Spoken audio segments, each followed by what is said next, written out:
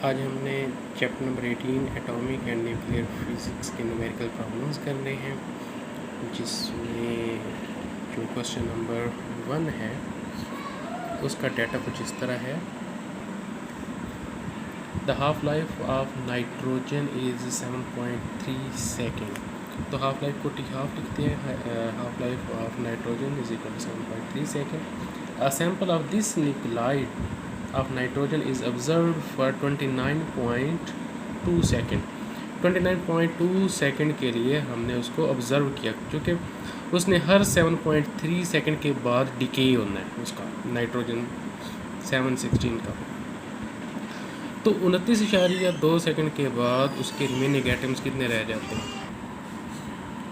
तो हमारा क्वेश्चन ये है कि 29.2 सेकेंड के बाद इसके ओरिजिनल एटम्स के कितने एटम्स बाकी बच जाते हैं, यानी कि फ्रैक्शन हमने मालूम करनी है। तो सॉल्यूशन में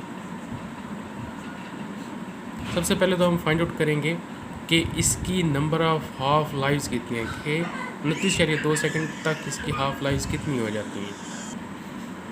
क्योंकि हमारे पास जो रिमेनिंग एटम्स फाइंड आउट करने का फार्मूला है वो कुछ इस तरह है कि अगर हाफ लाइफ के बाद जो बाकी एटम्स बच जाते हैं उसको हम n से डिनोट करें और ओरिजिनल एटम्स जो थे उसको n0 से डिनोट करें divided by 2⁻t।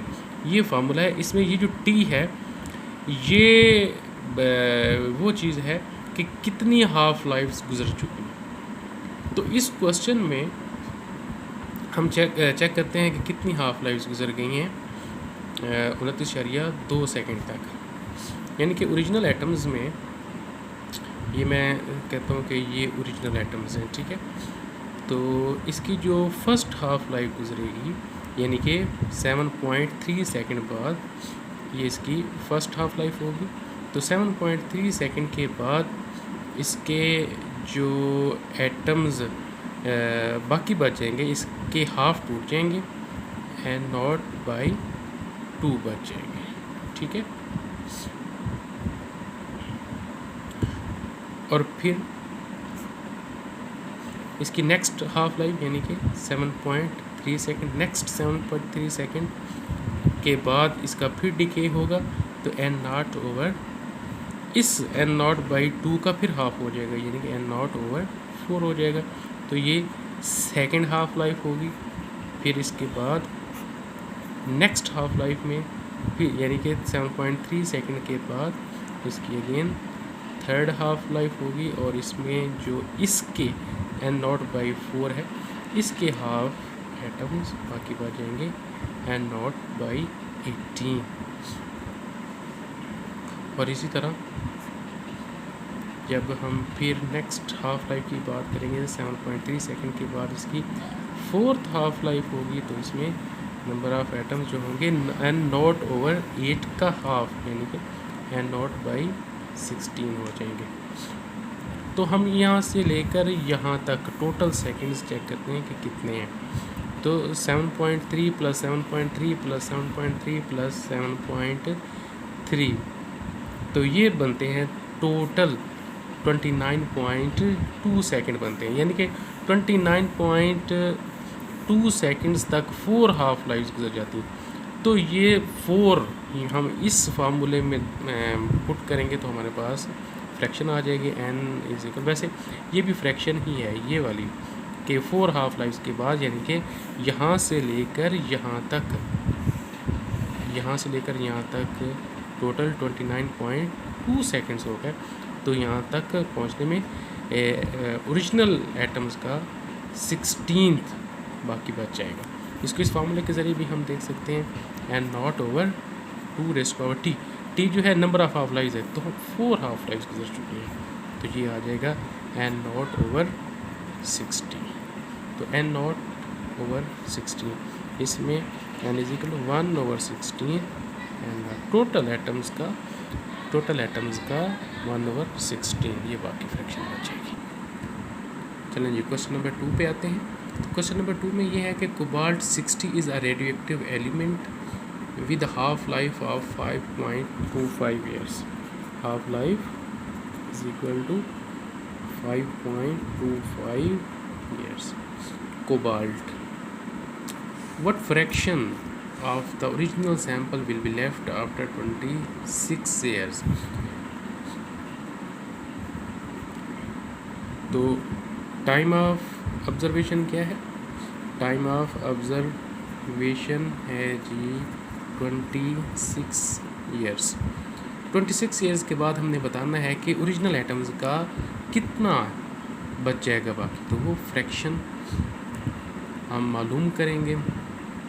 Fraction of original sample, fraction of original sample, ये हमने मालूम करनी है। तो ये बिल्कुल क्वेश्चन नंबर 1 की तरह है। इसमें भी हम number of half lives find out करके फ्रैक्शन फाइंड आउट कर सकते हैं।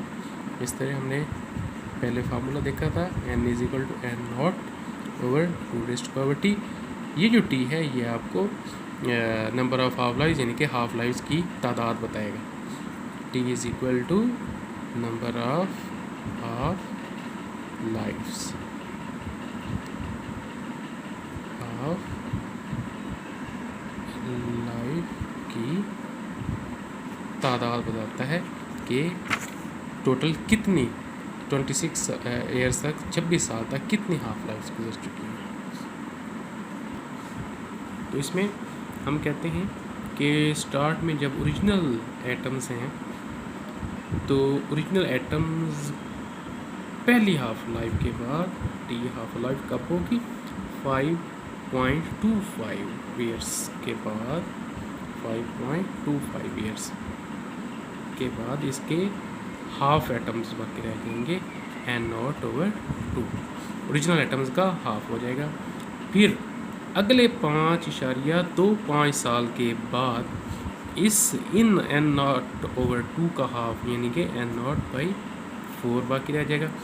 अब फिर अगले 5.25 सालों के बाद इस n0/4 का हाफ हो जाएगा, n0/8 हो जाएगा। ठीक है, तो ये 5.25 प्लस 5.25 प्लस 5.25, तो ये बनता है तकरीबन 16 बनता है आई थिंक।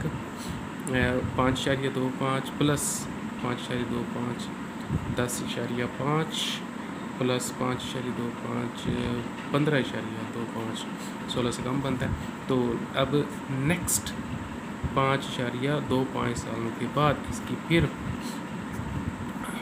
इन एटम्स का हाफ हो जाएगा, n0/16 रह जाएगा बाकी।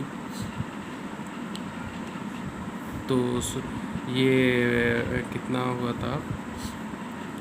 15 5 3 are 15 5 4 are 20, तो ये तकरीबन 21 साल हो गए। और फिर अगले 5.25 साल के बाद इन एटम्स का भी हाफ हो जाएगा, n0/32। तो टोटल हाफ लाइफ यहाँ से लेकर यहाँ तक कितनी हो गई? और इसमें तकरीबन 26.25 साल बनते हैं, या 26 साल तक हो जाता है कि 5 5 10 5 15 5 5 10 5 15 5 20 और 5 25, और ये 0.25 को ऐड करते जाएँ तो ये 26 साल हो जाता है। तो हमने 26 साल तक इसकी ऑब्जर्वेशन फाइंड आउट करनी है। ये पहली हाफ लाइफ थी, अब ये दूसरी हाफ लाइफ, ये तीसरी हाफ लाइफ, ये चौथी हाफ लाइफ और ये पांचवी हाफ लाइफ। तो 5 हाफ लाइफ इसकी गुजरेंगी तो टोटल इसके 26 साल मुकम्मल होंगे। तो 26 साल के बाद ओरिजिनल एटम्स का कितना रह जाता है? तो वो है n0/32। तो इसको हम इस वाले फार्मूले की मदद से भी फाइंड आउट कर सकते हैं। कैसे फाइंड आउट करेंगे? n = n0/2t। अब t की जगह हमने हाफ लाइफ की तादाद को पुट करना है इस फार्मूले में।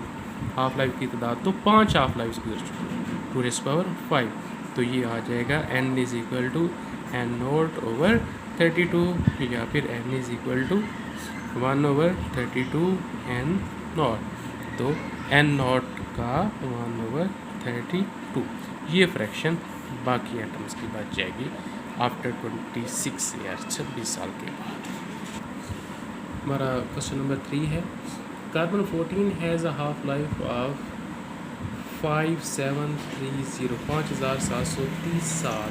How long will it take for the quantity of carbon 14 in a sample to drop to 1/8 of its initial quantity। कि कार्बन 14 की जो हाफ लाइफ है वो है 5730 साल। अब उस कार्बन 14 को डिके होते होते जब उसकी क्वांटिटी ओरिजिनल सैंपल का 1/8 रह जाए बाकी, तो 1/8 होने तक उसको कितना अरसा लग जाएगा। देखिए अगर ओरिजिनल उसके जो नंबर ऑफ़ एटम्स हैं वो हैं जी n नॉट, तो फर्स्ट हाफ लाइफ के बाद उसके ओरिजिनल एटम्स का हाफ रह जाएगा ये। तो फर्स्ट हाफ लाइफ होने तक इसके गुज़र जाएंगे 5730 साल। फिर अगले 5730 साल के बाद इस क्वांटिटी का हाफ हो जाएगा n0/4, यानी कि दूसरी हाफ लाइफ गुजर गई। ठीक है, अब फिर तीसरी हाफ लाइफ के बाद इसके ओरिजिनल एटम्स का n0/8 हो जाएगा, यानी कि n0/4। इसका हाफ लेंगे तो n0/8 हो जाएगा। तो n0/8 होने तक टोटल कितने साल उसको लगते हैं। तो ये 1/8 फ्रैक्शन हमने फाइंड आउट करनी थी कि ओरिजिनल एटम्स का 8वां हिस्सा बचने तक कितने साल लगेंगे। तो टोटल 3 हाफ लाइफ गुजर चुकी हैं, तो एक हाफ लाइफ जो है उसकी 5730 साल है। तो 3 हाफ लाइफ गुजरने के लिए हम इसकी वैल्यू दर्ज कर देंगे। ये हो जाएगा 3 इंटू फर्स्ट एक हाफ लाइफ की वैल्यू है जी 5730 साल, इस तरह। तो इसको जब हम मल्टीप्लाई करेंगे तो हमारे पास आंसर आएगा 1719 आ जाएगा। तो इसको हम राउंड अबाउट करेंगे तो 1.72 इंटू 10⁻⁴ ईयर्स। तो इतने साल उसको लगेंगे कि उस कार्बन 14 के ओरिजिनल एटम्स से 8वां हिस्सा बाकी बचने तक 1.7×10⁴ साल उसको लगेंगे। ठीक है, उसका आंसर आ जाएगा। अब क्वेश्चन नंबर 4 की जानिब चलते हैं। Question number 4